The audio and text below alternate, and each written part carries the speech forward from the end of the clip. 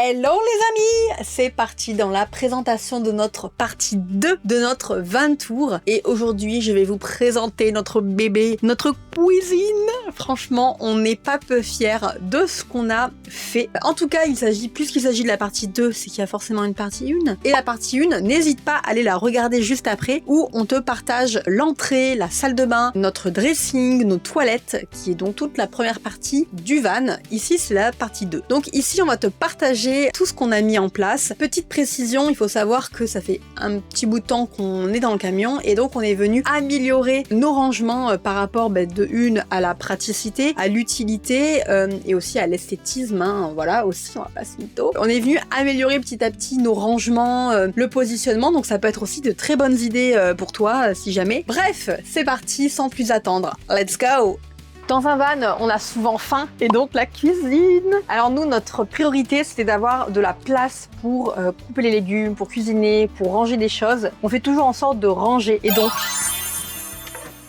notre méga plan de travail avec en son centre la plaque de gaz. Nous, on a choisi d'avoir 2 feux puisque ça servait à rien d'avoir trop de choses et en plus ça réduit l'espace. Donc nous, c'est suffisant. Et comme tu peux voir, ça c'est mon petit kiff. C'est en fait ma petite épicerie à disposition. Et en fait, comme tu peux voir, je suis venue aimanter le dessous de mon pot. C'est moi qui ai fait les étiquettes et tout, j'ai imprimé. Ça permet d'acheter les épices en vrac plutôt que toujours de changer en fait le pot. Et je trouvais ça aussi plus joli d'avoir ces petits pots comme si c'était pas des conserves, mais t'as compris. Il y a ici une plaque aimantée en fait dessous. Ce qui permet que quand on roule, ça valdingue pas partout. Ça permettait aussi de récupérer de la place dans le mur tout en faisant en sorte que ça reste bien isolé. On a la place sur la droite avec, comme tu peux voir, une prise. Si jamais on a besoin de mixer pour notre soupe, de brancher des téléphones, tout ça. Avec là un interrupteur qui permet d'avoir les petites couleurs sympas.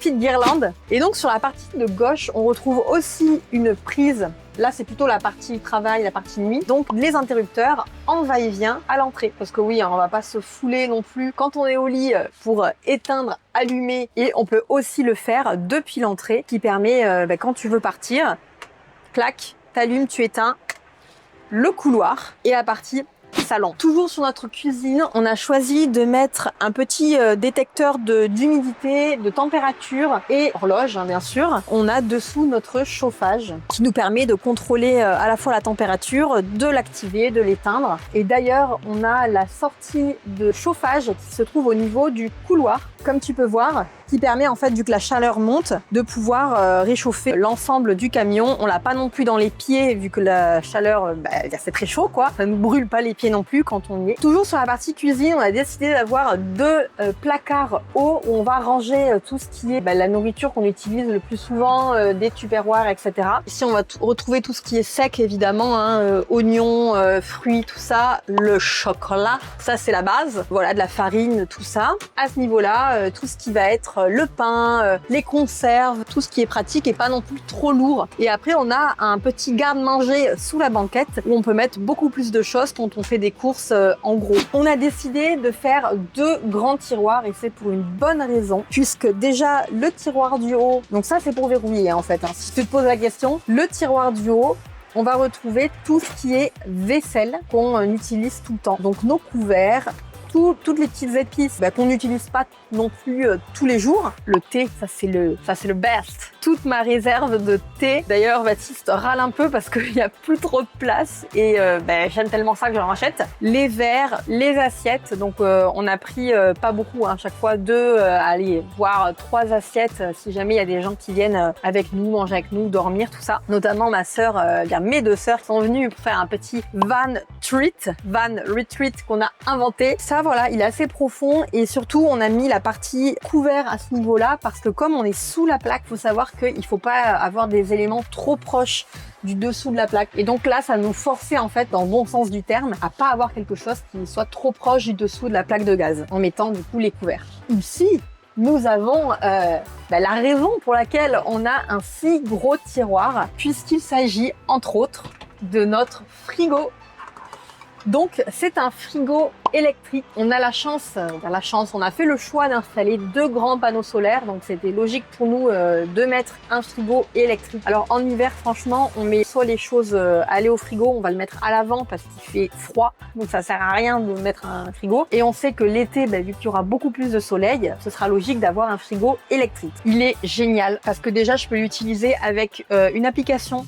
Si jamais j'ai pas envie d'ouvrir le tiroir, je vérifie la température, je veux le refroidir ou quoi ou qu'est-ce, ou même l'éteindre si on est dehors, puisqu'il est transportable. Donc je te montre, je l'ouvre ici. Et donc, comme tu peux voir, j'ai 2 rangements à ce niveau-là. J'ai la partie... En fait, les deux sont à la même température, mais c'est juste si jamais tu veux compartimenter. Donc, en général, nous, on va mettre tout ce qui est des condiments à mettre au froid. Quand je dis condiments, genre moutarde, beurre, tout ça, ou alors les quelques fruits ou légumes. Et ici, l'abus d'alcool est dangereux pour la santé. Si jamais on a un petit quelque chose à fêter. Donc c'est tout ce qui est bouteille.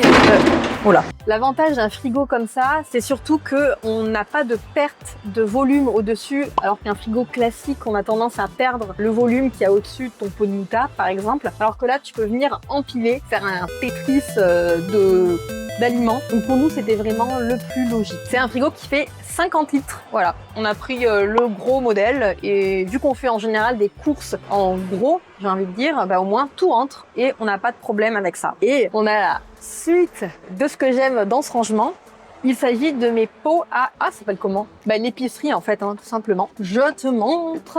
Tadam! Et donc, voilà. Je me suis amusée à faire des petites étiquettes pour chacun de mes aliments secs. Et ça, c'est génial. Comme ça, tu fais tes courses, t'as juste à tout vider ou à prendre en vrac. Tu jettes...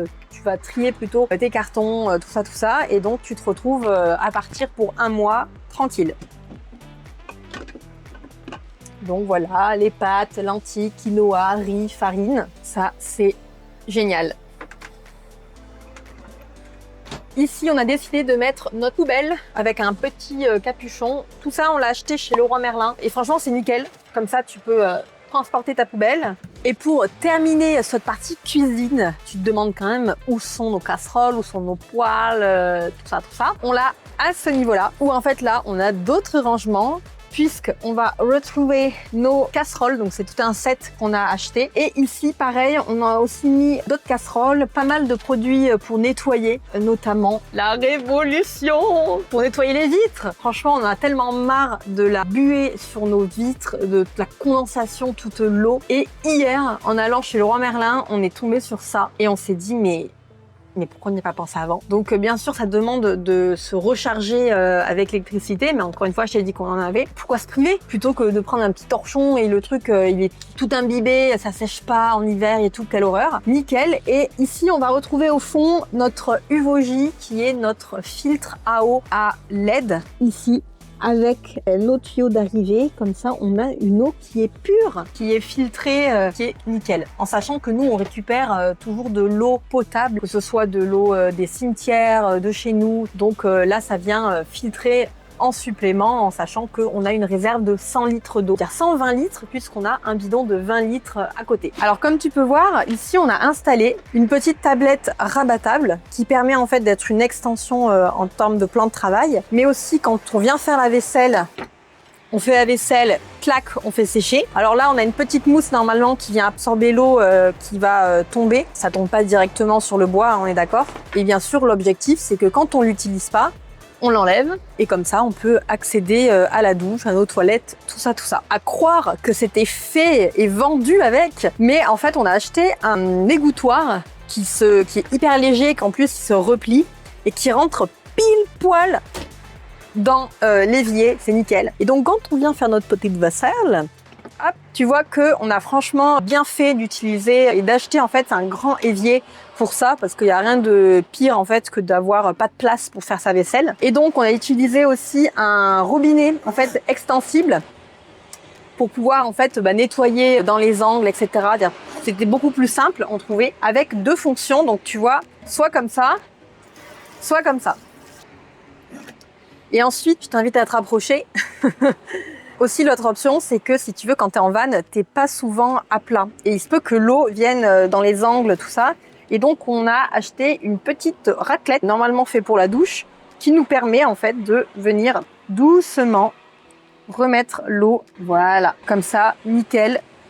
Pas d'eau qui traîne. Ici, on a aussi opté pour tout ce qui est savon solide. C'est beaucoup plus léger, plus simple. Et donc là, c'est fait spécialement pour la vaisselle. Et après, on a pareil, savon solide pour le corps et pour les cheveux. En tout cas, voici la présentation de notre cuisine. Et un petit peu aussi salle de bain au passage, vu que l'eau, elle sert à la fois pour cuisiner et pour se laver les dents, se doucher. On est très content d'avoir partagé ça avec toi. J'espère que ça t'a plu. Nous, en tout cas, on a essayé de faire, comme je t'ai dit, au maximum pour rendre ça à la fois agréable et à la fois pratique, parce que c'est les deux. Petite anecdote assez marrante, c'est qu'en fait, à chaque fois, en tout cas au début, qu'on partait conduire, c'est qu'en fait, on oubliait très souvent de fermer les loquets des tiroirs et quand tu roules, bam, t'as un truc qui s'ouvre ou un truc qui tombe. Ça, c'est vraiment le plus chiant. Donc, je t'avoue que maintenant, on a pris le réflexe de toujours vérifier que tout soit bien fermé. Ça, c'est un truc, tu vois, dans la cuisine où finalement, peu importe tes placards, c'est toujours le truc qu'on essaie de faire gaffe parce que sinon,